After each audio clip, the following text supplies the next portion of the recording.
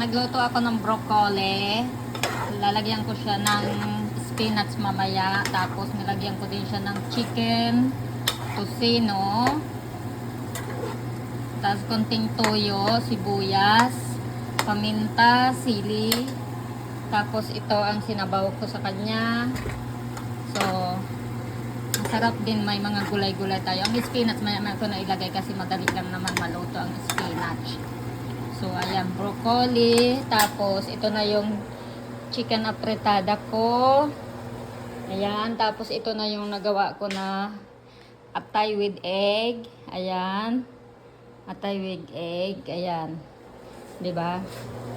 Mamaya lalagyan natin tong spinach. So, ayan yung pagkain natin for budget natin pagkain. Pag gusto lang natin kumain, kumuha lang tayo dyan sa ano. Hindi ako nag-aasin, so walang mga asin yan.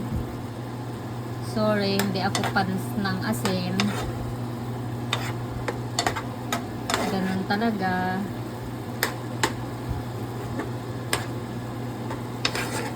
Patutuyuin din natin ang sabaw. Ito hindi ko to tinubigan kasi pusa siya nag, ano, ayaw kong may mga sabaw-sabaw.